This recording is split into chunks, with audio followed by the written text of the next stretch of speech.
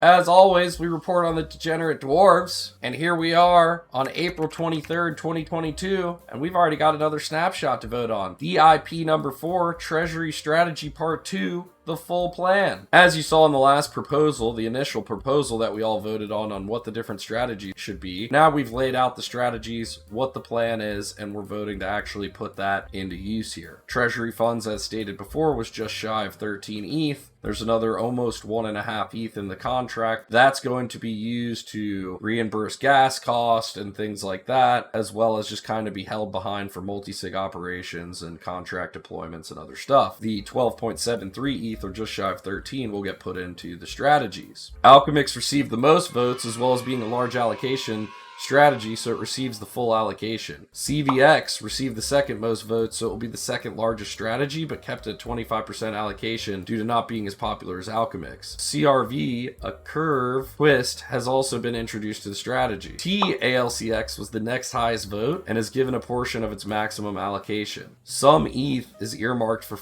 FSX strategies, which will likely include the convex vaults. Therefore, size is kept smaller to not be overly invested in that ecosystem and to keep more exposure to ETH itself. Lastly, a small amount of ETH is put into the next up asset. Looks rare. The strategy is simple to execute and therefore is acceptable for a small position. The risk is also minimal to give the treasury exposure to the potential growth of NFTs and potential demand for more decentralized alternatives to OpenSea. I'm actually okay with this. I also like staking the looks. You get some ETH out of it back, so I think that's very important to not use the looks auto compounder and to make sure we're actually getting the Ethereum back. But right here you can see the ST ETH vault for Alchemix, depositing in there, borrowing the 6 ETH, which will then go into the next strategies. The convex auto compounder and curve, they'll be putting 3 ETH into there, purchase convex with 2 ETH, vote lock the convex, join the union, delegate the vote lock convex to the union. Separately, purchase curve with 1.5 ETH, lock in the convex curve to earn APR, but have an exit option. Evaluate the market after products like Paladin's Warden or Staker DAO once bribes are live. If either solution works, curve is undervalued by 2 to 4x in terms of governance power, so arguably a similar magnitude on price. Should neither solution work, curve would likely remain around its current valuation related to convex. I agree with that. Expected yield 50 to 75% APR on the vote lock convex, mostly from bribes. Uncertain on yield for the voter escrow curve, likely less than convex to start if the market is somewhat efficient. I actually like having the exposure to curve though, because they're the actual underlying DEX. That's the product that makes all those strategies work in the first place. Strategy 3 is the Tokmak deposited ALCX, purchased and then staked in Alchemix for a 50% APR on ALCX tokens. I really like this strategy. I'm interested in the future to maybe break some of this off and earn some toke for the treasury of Degen Dwarfs as well. FXS stuffs. This is very interesting. All this Frax stablecoin and different strategies over here are interesting. I like that it's a small size, 1.5 ETH. I really like that Big Dick Bandit's building this out. This is something that I get to learn on. I'm interested to watch and kind of learn about what's going on over here. I haven't looked too deep into this ecosystem. So 1.5 ETH will be going into Frax Finance, purchasing FXS and depositing it into Vesper at a 5% APR, depositing the LP tokens from there in the Frax farm for an additional 28% APR paid out in FXS. Expected yield 33%. I actually like that. I'm interested to see what we do there. And then again, going into strategy number 5 looks rare. It's a small percentage of ETH going in. You receive ETH as rewards. Expected yield is 60% in ETH, 60% in looks. I really like it. I'm absolutely down. I like this whole plan. I'll be voting yes